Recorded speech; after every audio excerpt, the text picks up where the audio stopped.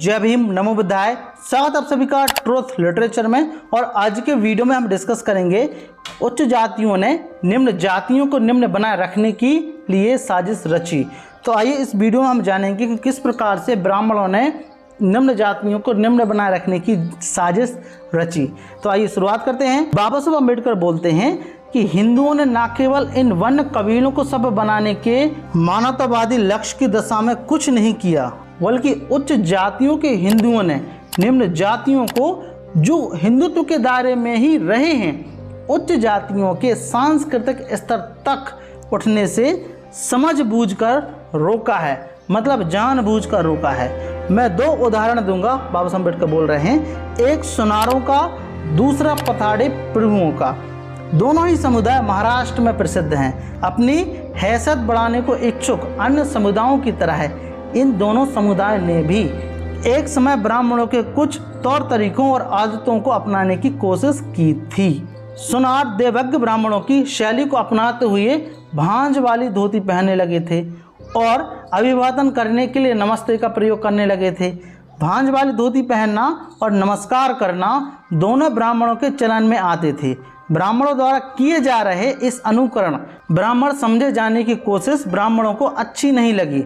पेशवा राज का लाभ उठाते हुए ब्राह्मणों ने उनके तौर तरीकों का अनुकरण करने वाले सोनारों के इस प्रयास को सफलतापूर्वक कुचल दिया। उन्होंने बंबई में ईस्ट इंडिया कंपनी के आवास क्षेत्र की काउंसिल के प्रेसिडेंट से यह आदेश भी जारी करा दिया कि सोनार बंबई में नहीं रह सकते। एक समय में पथाड़ी प्रभुओं में विधवा पुनः विवाह की प्रथा आम थी।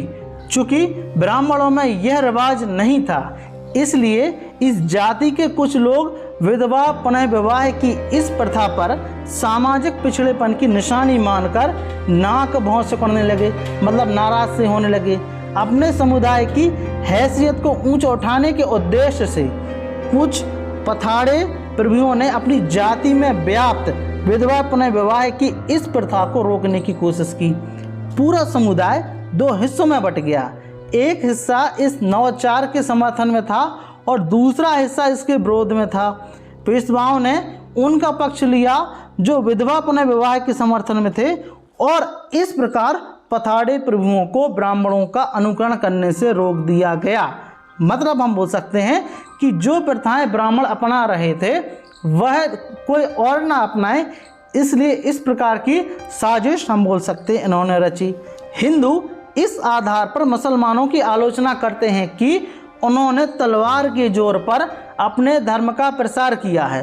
वे इक्विजन, मतलब धर्म की विकृति को रोकने के लिए मध्य युग में पोप अधिकृत एक संस्था जिसने विरोधी मत के लोगों पर भयंकर अत्याचार किया के आधार पर ईसाइयों का भी मजाक उड़ाते हैं। लेकिन वास्तव में कौन बेहतर और कौन हमारे लिए ज़्यादा आदरणीय है, यह क्वेश्चन है। मुसलमान और ईसाई जिन्होंने अनिच्छुक लोगों के गले में जबरदस्ती वह ठूंस देने की कोशिश की जो उनकी निगाहों में उनकी मुक्ति के लिए जरूरी था, या हिंदू जो ज्ञान का उजाला नहीं फैलाएंगे, दूसरों को अज्ञान के अंधकार में रखने की कोशिश करेंगे, अपनी बौद्धिक और सामाजिक विरासत को उनके साथ साझा करने के लिए राजी नहीं होंगे, जो उसे अपने जीवन का हिस्सा बनने के लिए तैयार भी हैं और इच्छुक भी हैं। यह कहने में मुझे कोई हिचकिचाहट नहीं है कि मुसलमान क्रूर रहे हैं तो हिंदू नीच रहे हैं, और नीचता क्रूरता से भी बदतर है, यह बाबा साहब अम्बेडकर बोल रहे हैं। तो इस प्रकार ब्राह्मणों ने निचली जातियों को अपनी बराबरी करने से रोका, हम बोल सकते हैं। तो यदि आपको वीडियो अच्छा लगा हो तो प्लीज़ इसको लाइक करें, चैनल पर नए हैं तो इसको सब्सक्राइब जरूर करें। मिलते हैं फिर इसी प्रकार की नेक्स्ट वीडियो में। जय भीम, जय भारत।